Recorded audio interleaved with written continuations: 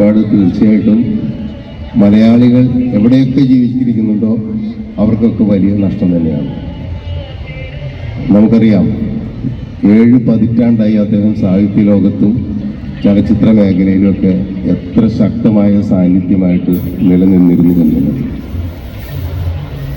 ഒരുപക്ഷെ ഒരു മലയാളിക്കും അത്രമാത്രം അദ്ദേഹം കടന്നുപോയ വഴികളിൽ എവിടെയും ഒരു സമയത്ത് പോലും പരാജയമറിയാത്ത ഒരു മനുഷ്യനായി ഒരു മലയാളിയും ഉണ്ടാവില്ല എന്നാണ് ഞാൻ വിശ്വസിക്കുന്നത്. ഇന്ത്യയിൽ തന്നെ അങ്ങനെ ഒരു സാഹിത്യകാരനുണ്ടോ എന്ന് സംശയമാണ്. സാഹിത്യത്തിൻ്റെ എല്ലാ പരമോന്നത ബഹുമതികളും അദ്ദേഹത്തെ തേടിയെത്തിയിട്ടുണ്ട്. അദ്ദേഹത്തിൻ്റെ ആദ്യ നോവല് പൂർത്തിയാക്കുമ്പോൾ അദ്ദേഹത്തിന് 23 വയസ്സുള്ളൂ. 24ാമത്തെ വയസ്സിൽ അദ്ദേഹത്തിന് സാഹിത്യ അക്കാദമിയുടെ അവാർഡ് കിട്ടി എന്നുള്ളതാണ്. അവിടെ നിന്ന് അദ്ദേഹത്തിൻ്റെ ഓരോ രചനകളും കൂടല്ലൂർ എന്ന ഗ്രാമത്തിലെ ജനങ്ങളുടെ അദ്ദേഹം തൊട്ടറിഞ്ഞ ജീവിതങ്ങൾ, നിള ഇന്ന് എല്ലാവർക്കും നിള എന്ന് പറഞ്ഞാൽ അറിയാം. പക്ഷേ മുമ്പ് ഭാരതപ്പുഴ എന്നായിരുന്നു എല്ലാവരും പറഞ്ഞിരുന്നത്, എല്ലാവർക്കും അറിയാവുന്നത്.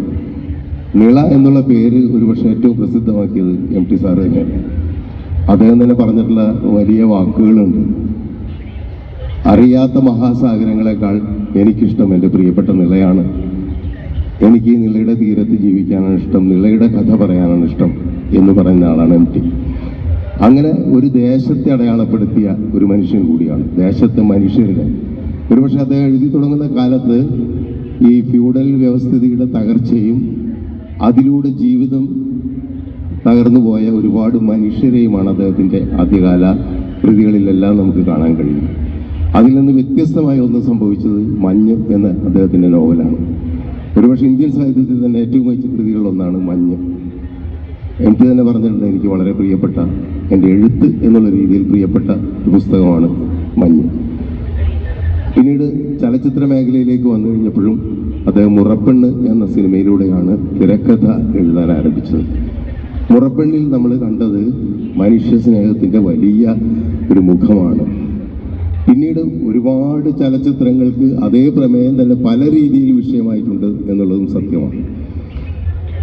ഈ മുറപ്പെണ്ണ് എന്ന് പറയുന്ന സിനിമയിലാണ് നമ്മൾ ആദ്യമായിട്ട് ഈ വള്ളുവനാടൻ ഭാഷ, പിൽക്കാലത്ത് 3 പതിറ്റാണ്ടോളം മലയാള സിനിമയുടെ ഭാഷ എന്ന് പറയുന്നത് വള്ളുവനാടൻ ഭാഷയാണ്.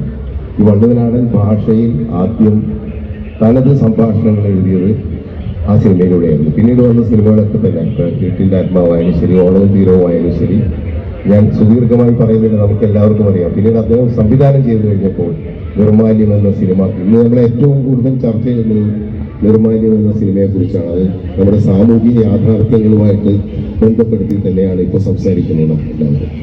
അന്ന് മലയാളി 1973 നിർമാല്യം റിലീസ് ചെയ്തപ്പോൾ സഹിഷ്ണുതയോടെ ആ സിനിമയെ ഒരു കലാസൃഷ്ടി എന്നുള്ള രീതിയിൽ സമീപിച്ചെങ്കിൽ ഇന്ന് അദ്ദേഹത്തിൻ്റെ ആ കലാസൃഷ്ടി ഇന്നായിരുന്നു പുറത്തു വന്നിരുന്നെങ്കിൽ എന്തായിരിക്കും കേരളത്തിൻ്റെ അവസ്ഥ എന്ന് ആലോചിച്ചാൽ നമുക്ക് ഊഹിക്കാവുന്നതേ ഉള്ളൂ. അതിന് ഏറ്റവും വലിയ ഉദാഹരണമാണ് അദ്ദേഹത്തിൻ്റെ വേർപാട്. ഇന്നലെ മിനിയാന്ന് രാത്രി അദ്ദേഹത്തിൻ്റെ വേർപാട് ഉണ്ടായതിനു ശേഷം സോഷ്യൽ മീഡിയയിലൂടെ നോക്കിയാൽ കാണാം, ഇത്ര മോശമായ പരാമർശങ്ങളിലൂടെ മഹാനായ എഴുത്തുകാരനെയും ചലച്ചിത്രകാരനെയും പരാമർശിക്കുന്ന രീതിയിൽ വർഗീയമായ ചിന്തയും ഇടുങ്ങിയ മനസ്സുമായി മലയാളി മാറിപ്പോയി എന്നുള്ളത് വളരെ വേദനയോടുകൂടി തന്നെ ഈ അവസരത്തിൽ നമുക്ക് ഓർക്കാൻ കഴിയും. അദ്ദേഹത്തിൻ്റെ വേർപാട് തീർച്ചയായും ഒരിക്കലും നികത്താനാവാത്തൊരു നഷ്ടം തന്നെയാണ്, ഒരു ശൂന്യത തന്നെയാണ്. അത് അദ്ദേഹത്തെ അടുത്ത് പരിചയമുള്ളവർക്ക് എല്ലാവർക്കും അറിയാം.